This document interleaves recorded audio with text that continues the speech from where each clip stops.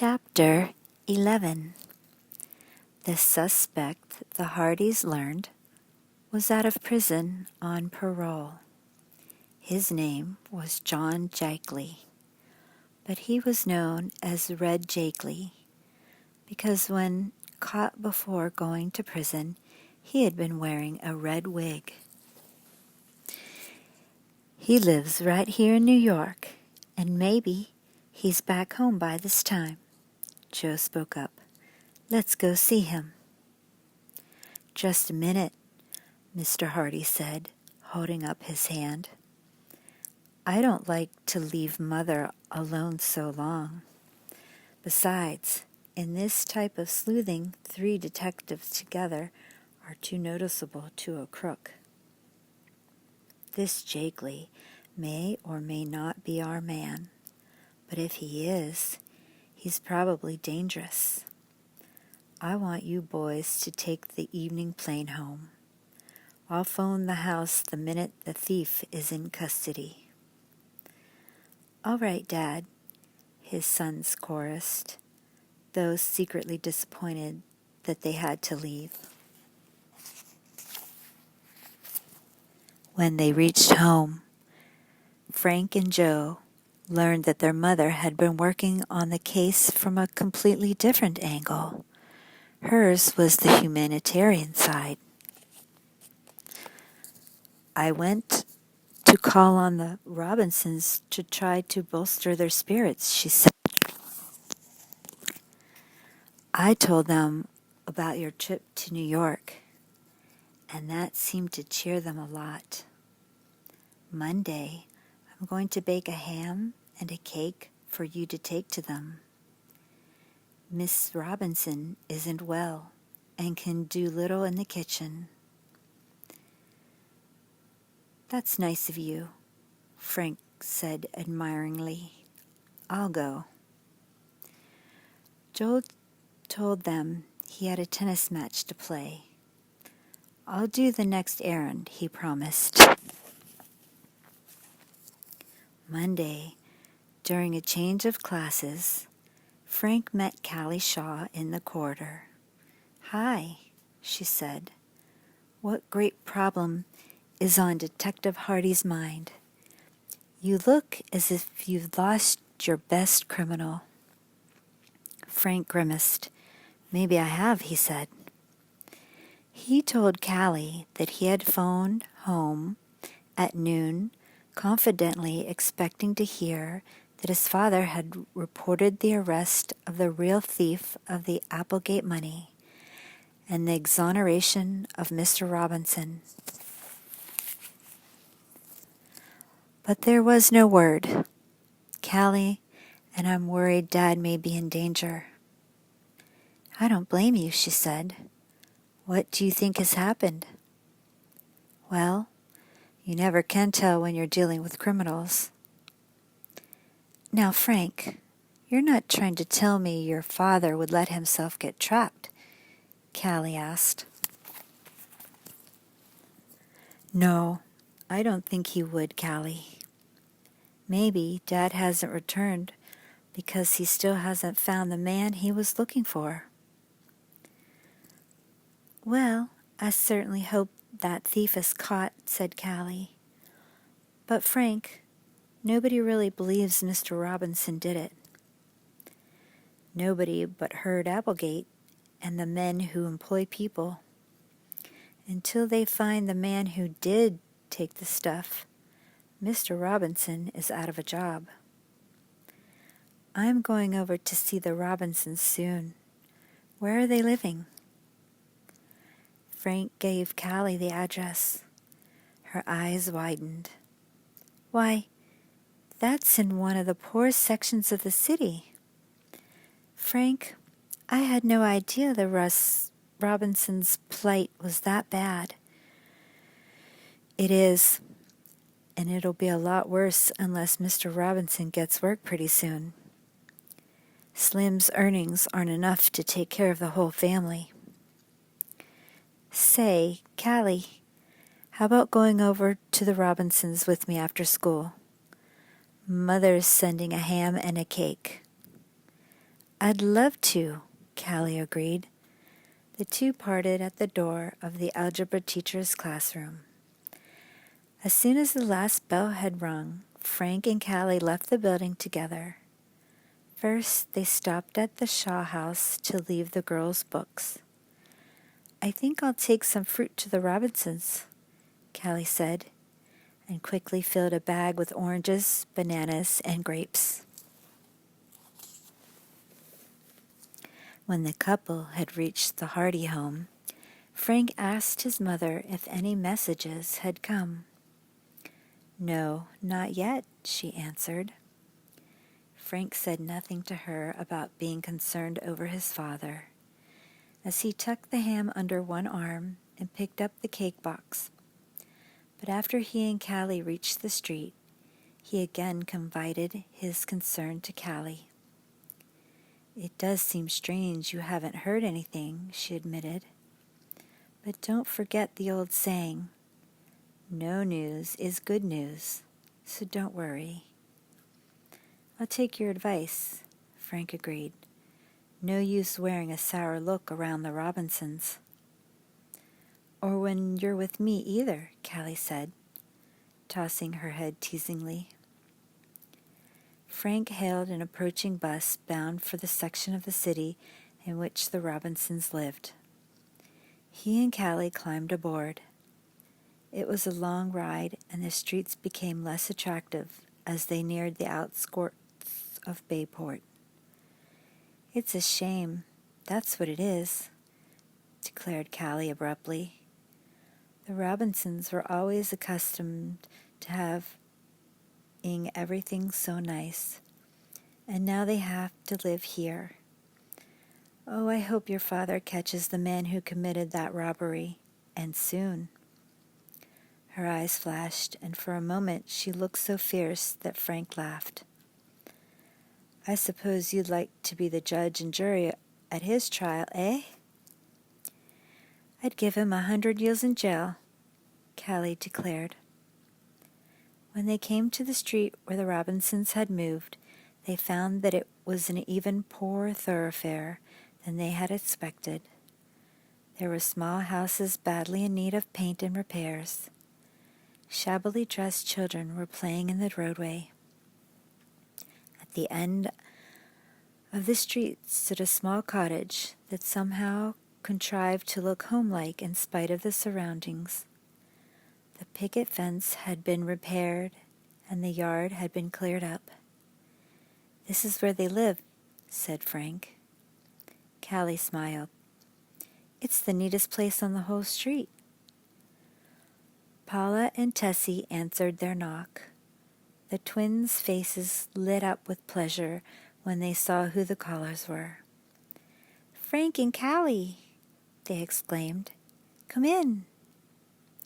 The callers were greeted with kindly dignity by Mrs. Robinson. She looked pale and thin, but had the same self-possession she had always shown at Tower Mansion. We can't stay long, Callie explained, but Frank and I just thought we'd run out to see how you all are, and we brought something for you. The fruit, ham, and cake were presented. As the twins oohed and awed over the food, Miss Robinson's eyes filled with tears. You are dear people, she said. Frank, tell your mother I can't thank her enough. Frank grinned as Miss Robinson went on. Callie, we shall enjoy this fruit very much. Many thanks.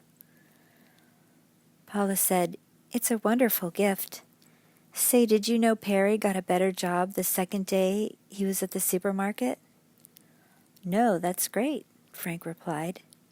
It didn't take the manager long to find out how smart Slim is, eh? The twins giggled, but Mrs. Robinson said dolefully, I wish my husband could find a job. Since no one around here will employ him, he is thinking of going to another city to get work. And leave you here? I suppose so. We don't know what to do. That's so unfair, Paula flared up. My father didn't have a thing to do with that miserable robbery, and yet he has to suffer for it just the same." Miss Robinson said to Frank hesitantly, "Has Mr. Hardy discovered anything yet?" "I don't know," Frank admitted. "We haven't heard from him. He's been in New York following up some clues, but so far there's been no word." "We hardly dare hope that he'll be able to clear Mr. Robinson," this woman said sorrowfully. "The whole case is so mysterious." "I've stopped thinking of it," Tessie declared. "If the mystery is cleared up, okay. If it isn't, we won't starve. At any rate, and my father knows we believe in him." "Yes, I suppose it doesn't do much good to keep talking about it," agreed Miss Robinson. "We've gone over the whole matter so thoroughly that there is nothing more to say." So, by tacit consent, the subject was changed, and for the rest of their stay, Frank and Callie chatted of doings at schools. Miss Robinson and the girls invited them to remain for supper, but Callie insisted that she must go. As they were leaving, Miss Robinson drew Frank to one side. "Promise me one thing," she said. "Let me know as soon as your father returns. That is, if he has any news." "I'll do that, Miss Robinson," Frank agreed. "I know what the suspense must be like for you and the twins. It's terrible. But as long as Fenton Hardy and his sons are working on the case, I'm sure it will be straightened out." Callie and Frank were unusually silent all the way home. They had been profoundly affected by the change that the Tower Mansion mystery had caused in the lives of the Robinsons. Callie lived but a few blocks from the Hardy home, and Frank accompanied her to the door. "See you tomorrow," he said. "Yes, Frank, and I hope you'll hear good news from your father." The boy quickened his steps and ran eagerly into the Hardy house. Joe met him. "Any phone call?" Joe shook his head. "Mother's pretty worried that something has happened to Dad." Chapter 12. Another whole day went by, when still no word had come from Mr. Hardy. His wife phoned the New York hotel. She was told that the detective had checked out the day before. Discouraged and nervous about the new mystery of their father's disappearance, Frank and Joe found it almost impossible to concentrate on their studies. Then, the following morning, when Miss Hardy came to awaken them, she wore a huge smile. "Your father is home," she said excitedly. "He's all right, but he has had a bad time. He's asleep now and will tell you everything after school." The boys were wild with impatience to learn the outcome of his trip, but they were obliged to curb their curiosity. "Dad must be mighty tired," Joe remarked, as Miss Hardy went downstairs to start breakfast. "I wonder where he came from." "Probably he was up all night. When he's working on a case, he forgets about sleep." "Do you think he found out anything?" "I hope so, Frank. I wish he'd wake up and tell us. I hate to go back to school without knowing." But Mr. Hardy had not awakened by the time the boys set out for school, although they lingered until they were in danger of being late. As soon as classes were over, they shattered all records in their race home. Fenton Hardy was in the living room, and as they rushed in panting, he grinned broadly. He looked refreshed after his long sleep, and it was evident that his trip had not been entirely without success, for his manner was cheerful. "Hello, boys. Sorry I worried you and Mother." "What luck, Dad?" asked Frank. "Good and bad. Here's the story. I went to the house where Red Jackley was boarding. Although he seemed to be an exemplary parolee, I decided to watch him a while and try to make friends. How could you do that? By taking a room in the same house and pretending to be a fellow criminal. Wow, Joe cried. And then? Jackley himself spoiled everything. He got mixed up in a jewel robbery and cleared out of the city. Luckily, I heard him packing, and I trailed him. The police were watching for him, and he couldn't get out of town by plane or bus. He outwitted the police by jumping a freight train on the railroad. And you still followed? I lost him 2 or 3 times, but fortunately I managed to pick up his trail again. He got out of the city and into upper New York State. Then his luck failed him. A railroad detective recognized Jackley, and the chase was on. Up to that time, I had been content with just keeping behind him. I still hoped to pose as a fellow fugitive and win his confidence. But when the pursuit started in earnest, I had to join the officers. And they caught Jackley? Not without great difficulty. Jackley, by the way, was once a railroad man. Strangely enough, he worked not many miles from here. He managed to steal a railroad handcar and got away from us. But he didn't last long, for the handcar jumped the tracks on a curve, and Jackley was badly smashed up. Killed? Frank asked quickly. No, but he's in a hospital right now, and the doctors say he hasn't much of a chance. He's under arrest? Oh, yes. He's being held for the jewel thefts and also for the theft from the actor's dressing room. But he probably won't live to answer either charge. Didn't you find out anything that would connect him with the Tower robbery? Not a thing. The boys were disappointed, and their expressions showed it. If Red Jackley died without confessing, the secret of the Tower robbery would die with him. Mr. Robinson might never be cleared. He might be doomed to spend the rest of his life under a cloud, suspected of being a thief. Have you talked to Jackley? Frank asked. I didn't have a chance. He wasn't conscious. Then you may never be able to get a confession from him. Fenton Hardy shrugged. I may be able to.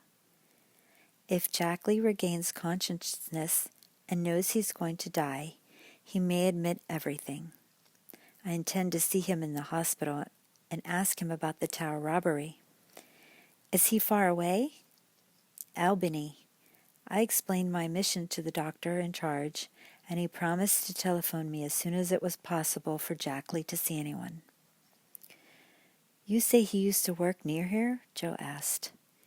He was once employed by the railroad, and he knows all the country around here as well. Then he became mixed up in some thefts from freight cars, and after he got out of jail, turned professional criminal. I suppose he came back here because he is so familiar with this area. I promised to call Miss Robinson, Frank spoke up. Okay to tell her about Jackley? Yes, it may cheer her up, but ask her not to tell anyone. Frank dialed the number and replayed part of his father's story. The accused man's wife was overwhelmed and relieved by the news, but promised not to divulge the information. Just as Frank finished the call, the doorbell rang. Frank ushered in the private detective, Oscar Smuff. Your pa home? He asked. Yes, come in. Frank led the way into the living room. Smuff, although he considered himself a top-notch sleuth, stood in awe of Fenton Hardy. He cleared his throat nervously. Good afternoon, Oscar, said Mr. Hardy pleasantly. Won't you sit down? Detective Smuff eased himself into an armchair, then glanced inquiringly at the two boys. At once Mr. Hardy said, "Unless your business is very private, I'd like to have my sons stay." "Well, I reckon that'll be all right," Smuff conceded. "I hear you're working on this Applegate case." "Perhaps I am." "You've been out of town several days," Smuff remarked cannily, "so I deduced you must be working on it." "Very clever of you, Detective Smuff," Mr. Hardy said, smiling at his visitor. Smuff squirmed uneasily in his chair. "I'm working on this case, too. I'd like to get that $1,000 reward, but I'd share it with you. I was just wondering if you found any clues." Mr. Hardy's smile faded. He said with annoyance, "If I went away, it is my own business. And if I'm working on the tower robbery, that also is my business. You'll have to find your own clues, Oscar." "Well, now don't get on your high horse, Mr. Hardy," the visitor said. "I'm just anxious to get this affair cleared up, and I thought we might work together. I heard you were with the officers that chased this here notorious criminal, Red Jackley." Mr. Hardy gave a perceptible start.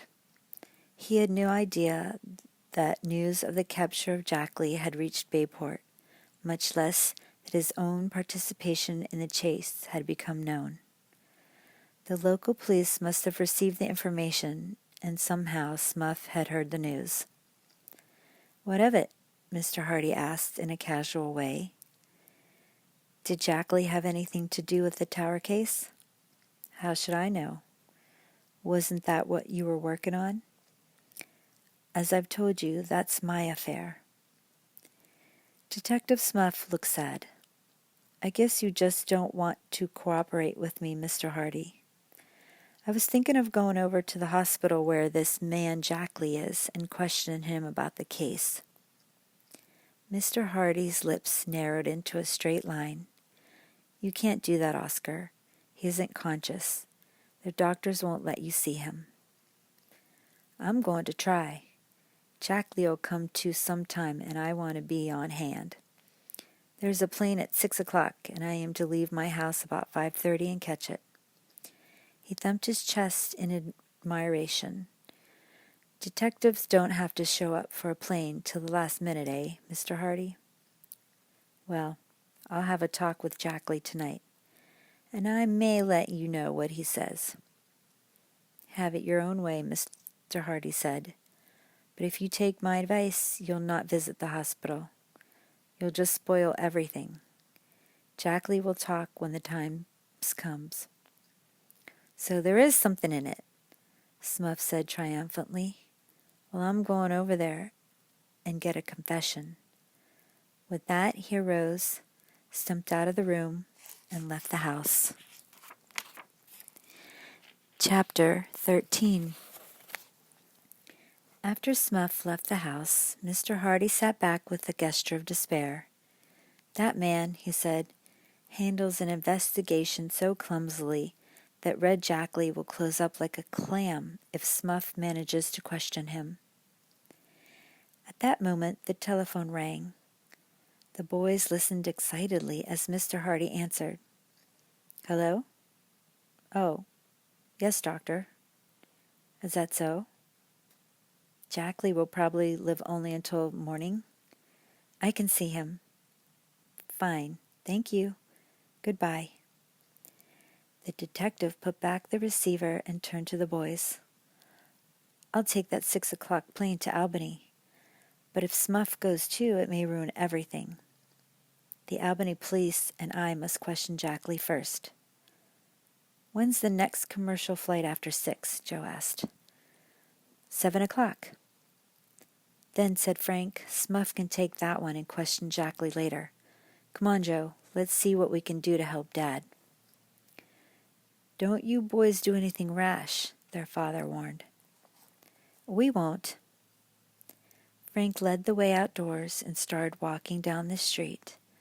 "What's on your mind?" Joe asked as they reached the corner. "We must figure out How to keep Detective Smuff in Bayport until 7 o'clock. But how? I don't know yet, but we'll find a way.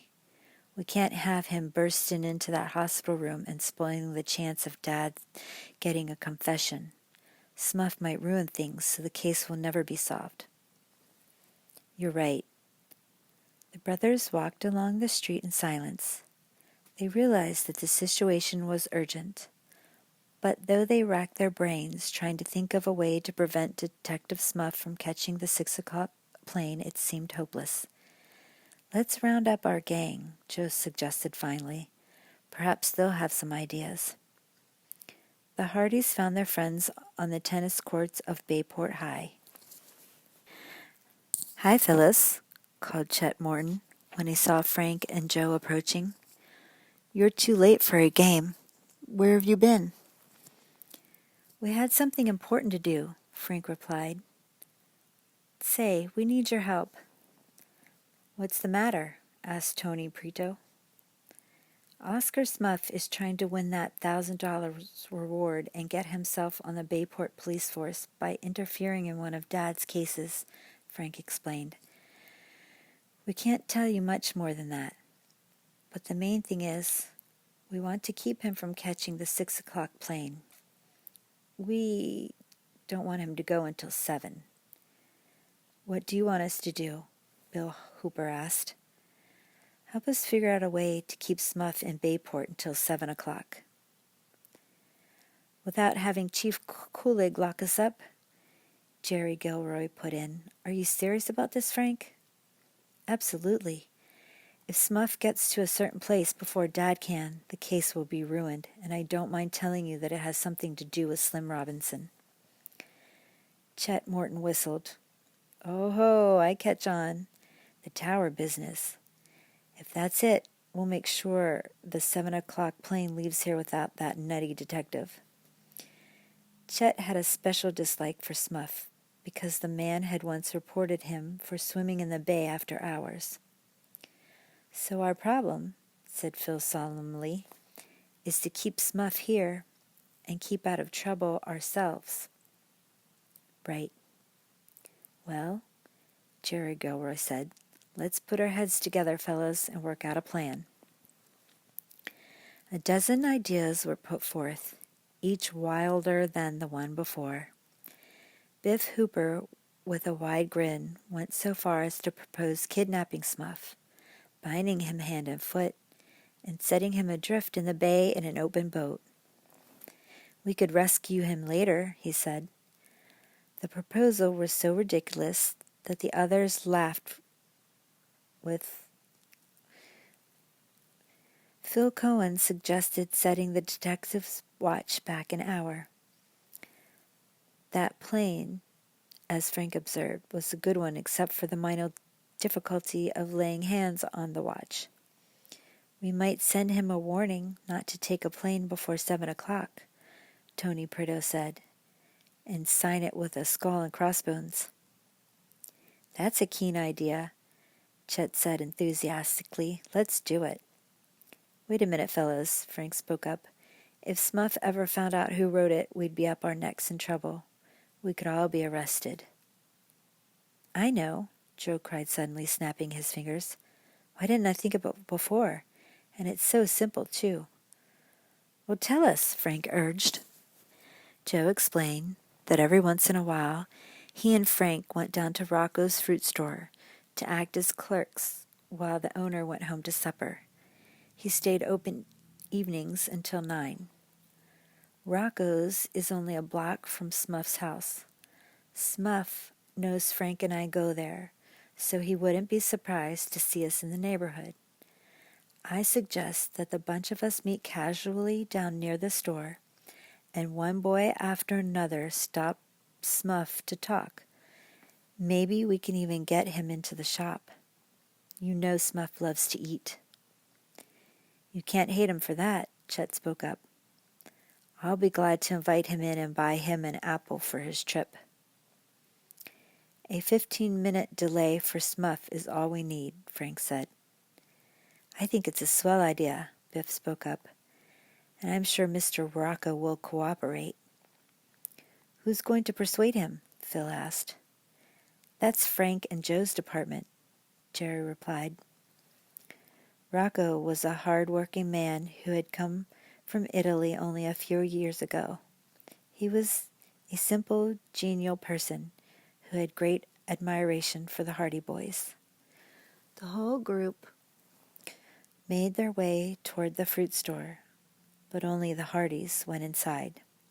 The others spread out to watch for Smuff, who was expected to leave his house soon.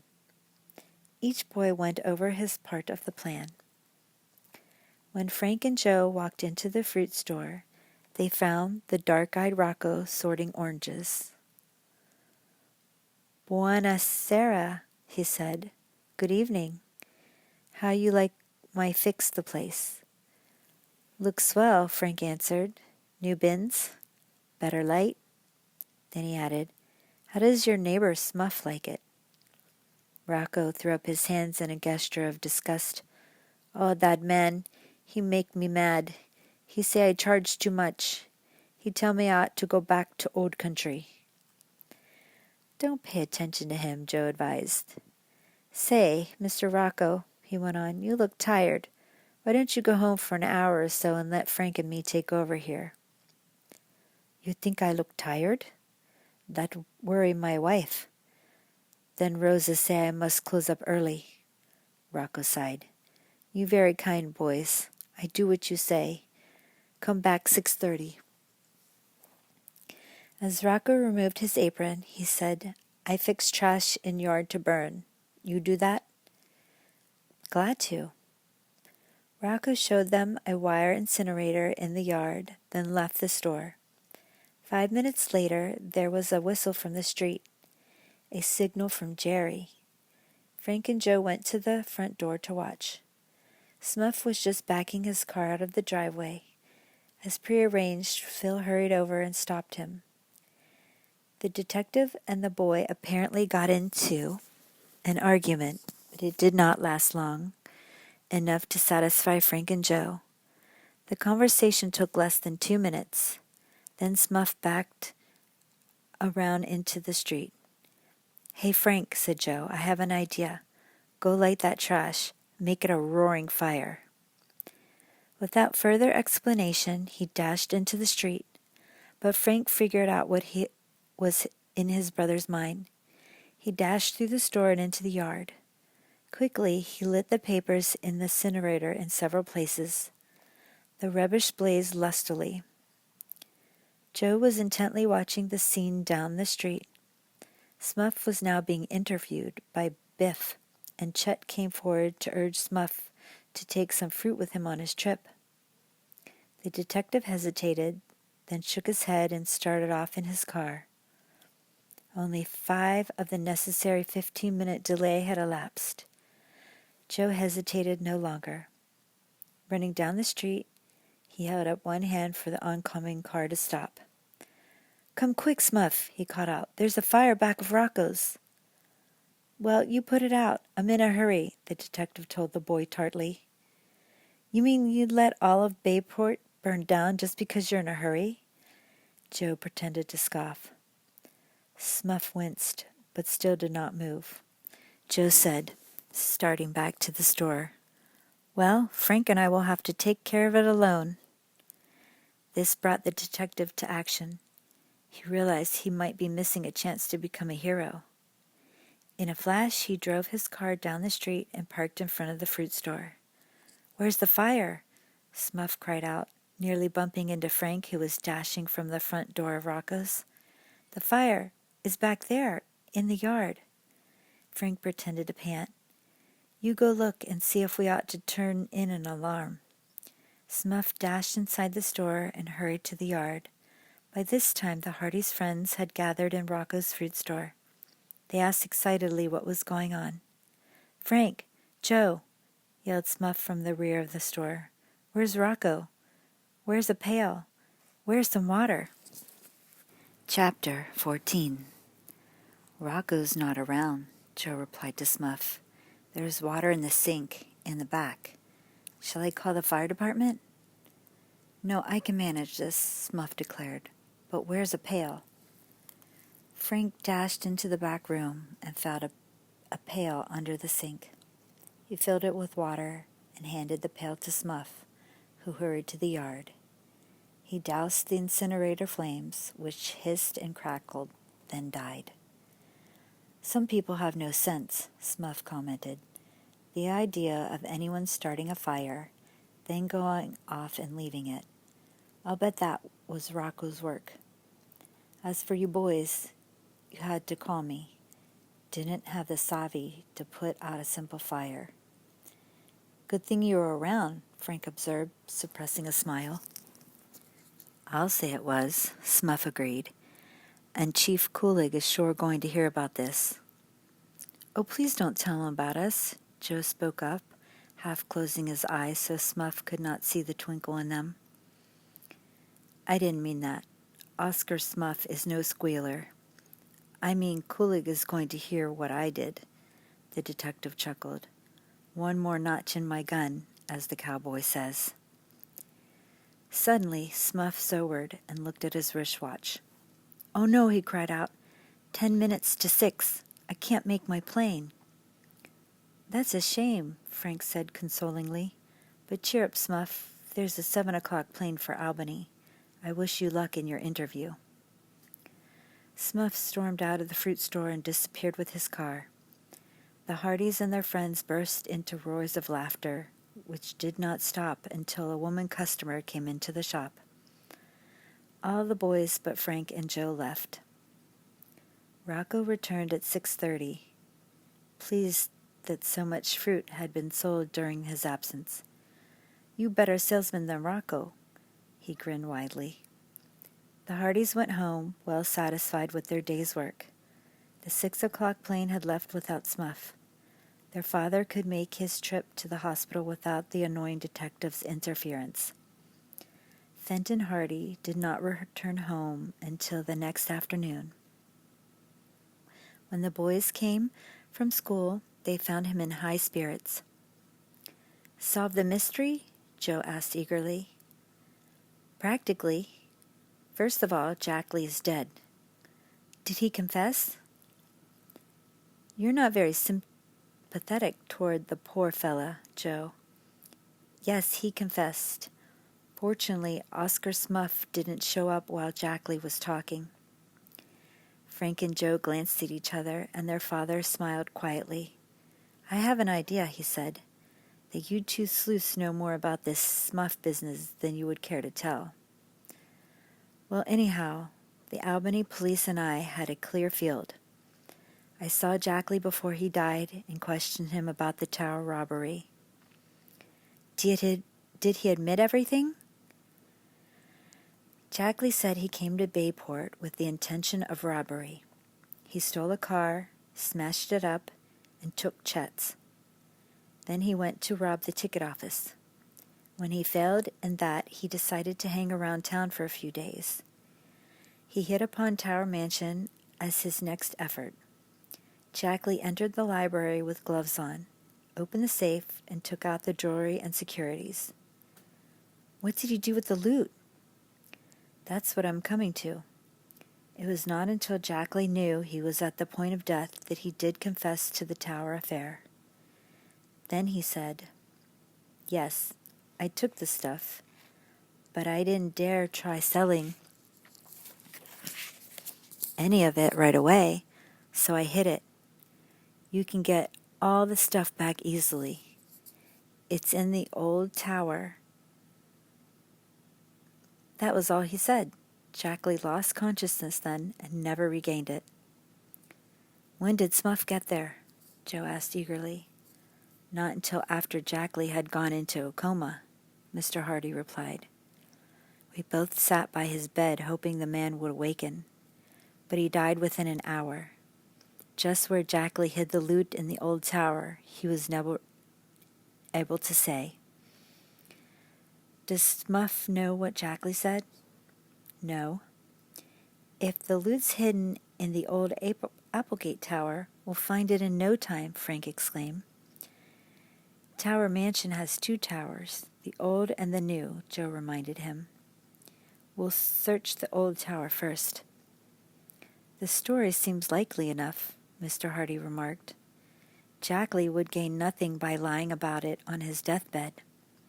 He probably became panicky after he committed the robbery and hid the old tower until he was able to get away safely. No doubt he decided to hide the stuff there and take a chance on coming back for it some time after the affair had blown over." Joe nodded. "That was why Jackley couldn't be traced through the jewels and the bonds. They were never disposed of. They've been lying in the old tower all this time." "I tried to get him to tell me in just what part of the old tower the loot was hidden," Mr. Hardy continued, "but he died before he could say any more." "Too bad," said Frank. "But it shouldn't be hard to find the loot, now that we have a general idea of where it is. Probably Jackley didn't hide it very carefully. Since the old tower has been unoccupied for a long time, the stuff would be safe there from snoopers." Joe jumped up from his chair. "I think we ought to get busy and go search the old tower right away. Oh boy, maybe we can hand old Mr. Applegate his jewels and bonds this afternoon and clear Mr. Robinson. Let's go." "I'll leave it to you boys to make the search," said Mr. Hardy with a smile. "Then you can have the satisfaction of turning over the stolen property to Mr. Applegate. I guess you can get along without me in this case from now on." "We wouldn't have got very far if it hadn't been for you," Frank declared. "And I wouldn't have got very far if it hadn't been for you, so we're even." Mr. Hardy's smile broadened. "Well, good luck to you." As the boys started from the study, Frank said, "Thanks, Dad. I only hope the Applegates don't throw us out when we ask to be allowed to look around inside the old tower." "Just tell them," his father advised, "that you have a pretty good clue to where the bonds and jewels are hidden, and they'll let you search." Joe grinned. "Frank, we'll have that $1,000 reward before the day is over." The brothers raced from the house, confident that they were about to solve the tower treasure mystery. Chapter 15. When the Hardy boys reached Tower Mansion at 4 o'clock, the door was opened by Herd Applegate himself. The tall, stooped gentleman peered at them through his thick lens glasses. In one hand he held a sheet of stamps. "Yes," he said, seemingly annoyed at being disturbed. "You remember us, don't you?" Frank asked politely. "We're Mr. Hardy's sons." "Fenton Hardy, the detective?" "Oh, yes. Well, what do you want?" "We'd like to look through the old tower, if you don't mind. We have a clue about the robbery." "What kind of clue?" "We have evidence that leads us to believe the jewels and bonds were hidden by the thief in the old tower." "Oh, you have evidence, have you?" The elderly man peered at the boys closely. "It's that rascal Robinson, I'll warrant. Who gave it to you? He hid the stuff, and now he's suggesting where you might find it, just to clear himself?" Frank and Joe had not considered the affair in this light, and they gazed at Mr. Applegate in consternation. At last Joe spoke up. "Mr. Robinson has nothing to do with this," he said. "The real thief was found. He said the loot was hidden in the old tower. If you will just let us take a look around, we'll find it for you." "Who was the real thief?" "We'd rather not tell you, sir, until we find the stolen property. Then we'll reveal the whole story." Mr. Applegate took off his glasses and wiped them with his handkerchief. He stared at the boys suspiciously for a few moments. Then he called out, "Adelia!" From the dim interior of the hallway, a high feminine voice answered, "What do you want?" "Come here a minute." There was a rustle of skirts, and Adelia Applegate appeared. A faded blonde woman of thin features, she was dressed in a fashion of 15 years before, in which every color of the spectrum fought for supremacy. "What's the matter?" she demanded. "I can't sit down to a bit of sewing without you interrupting me, Herd." These boys want to look through the old tower. What for? Up to some mischief? Frank and Joe feared she would not give her consent. Frank said quietly, "We're doing some work for our dad, the detective Fenton Hardy." "They think they can find the bonds and jewels in the tower," heard Applegate explain. "Oh, they do they?" the woman said icily. "And what would the bonds and jewels be doing in the old tower?" "We have evidence that they were hidden there after the robbery," Frank told her.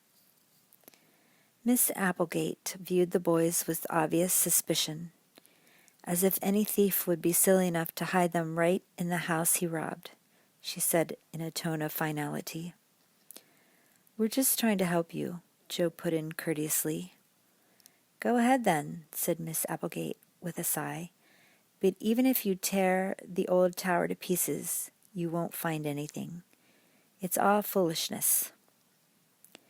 Frank and Joe followed her to Applegate through the gloomy halls and corridors that led toward the old tower. He said he was inclined to share his sister's opinion and that the boys' search would be in vain. "We'll make it a try anyway, Mr. Applegate," Frank said. "Don't ask me to help you. I've got a bad knee. Anyway, I just received some new stamps this afternoon. You interrupted me when I was sorting them. I must get back to my work." The man reached a corridor that was heavily covered with dust.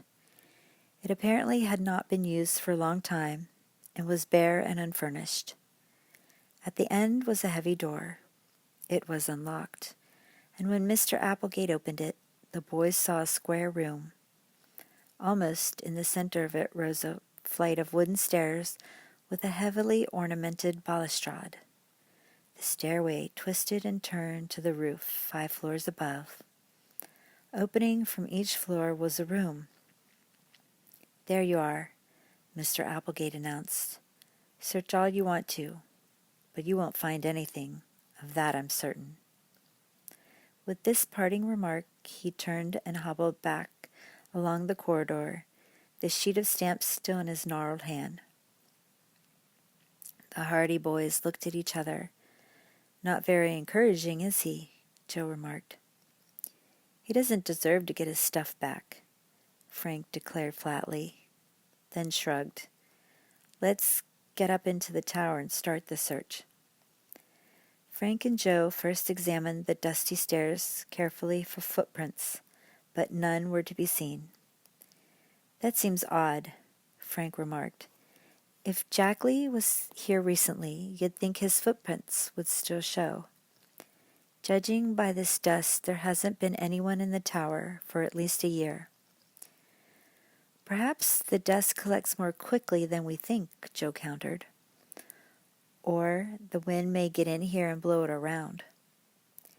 An inspection of the first floor of the old tower revealed that there was no place where the loot could have been hidden except under the stairs, but they found nothing. The boys ascended to the next floor and entered the room to the left of the stairwell. It was as drab and bare as the one they had just left. Here again the dust lay thick and the murky windows were almost obscured with cobwebs. There was an atmosphere of age and decay about the entire place, as if it had been abandoned for years. "Nothing here," said Frank after a quick glance around. "On we go." They made their way up to the next floor. After searching this room and under the stairway, they had to admit defeat. The floor above was a duplicate of the first and second. It was bare and cheerless, deep in dust. There was not the slightest sign of a hiding place, or any indication that another human being had been in the tower for a long time. "Doesn't look very promising, Joe." "Still, Jack Lee may have gone right to the top of the tower."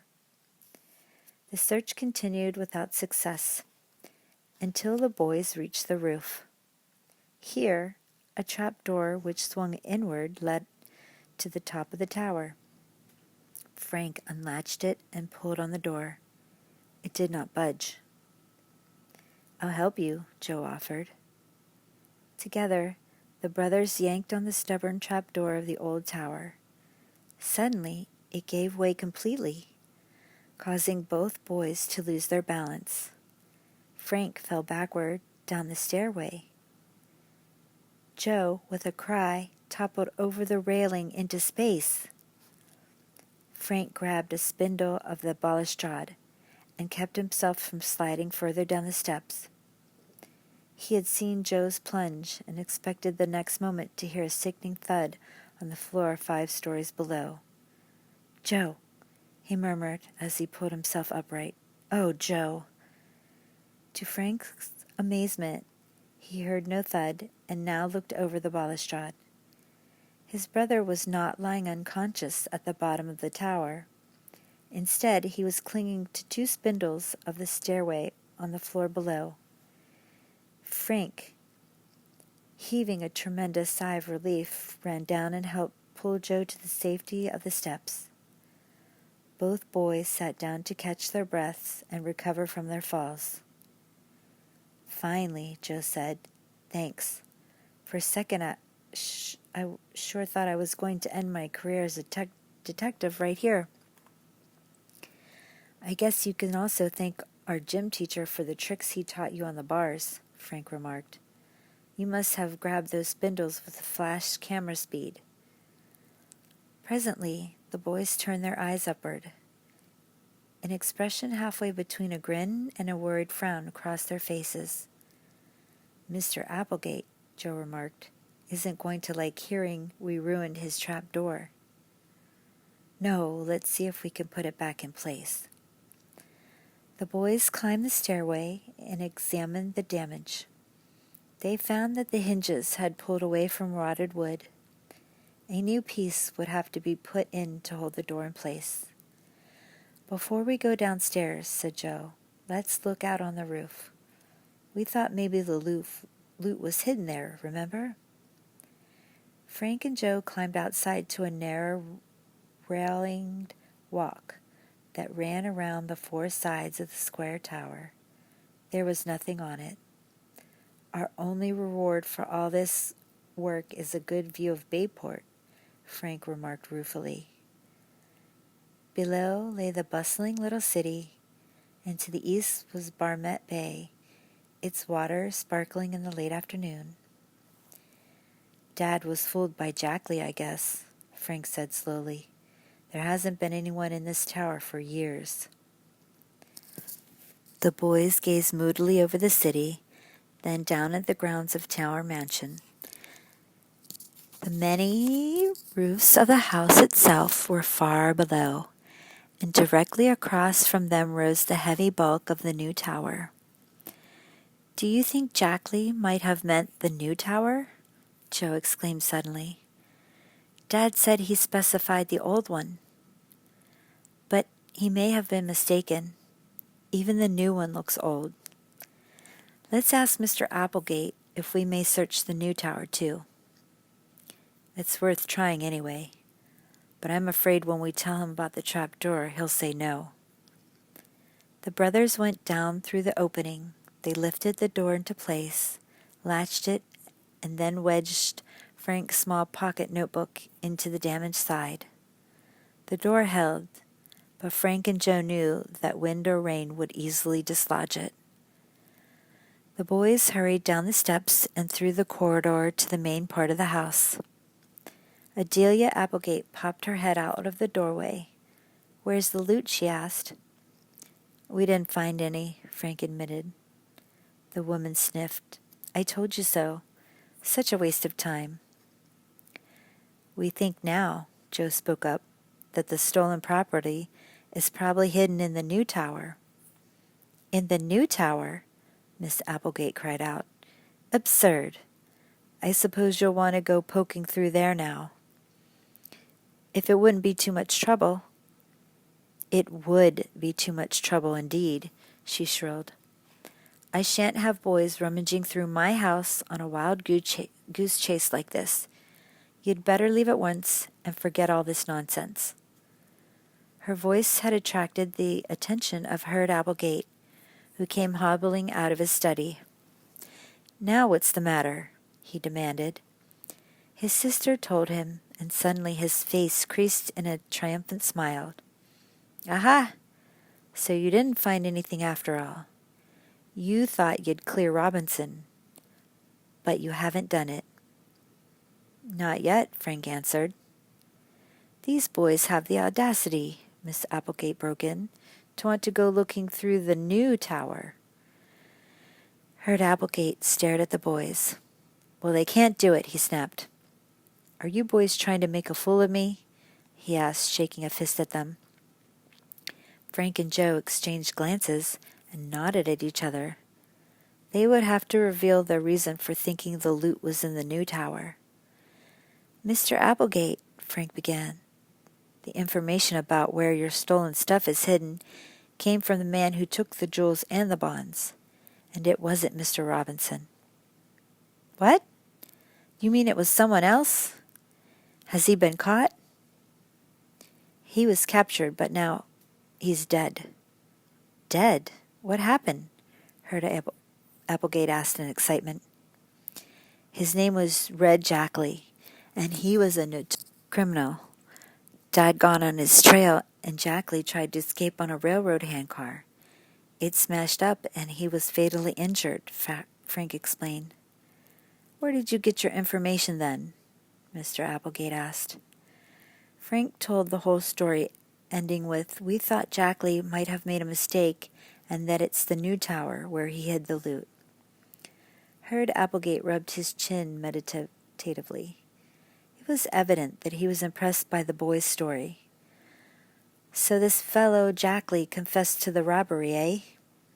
"He admitted everything. He had once worked around here and knew the Bayport area well.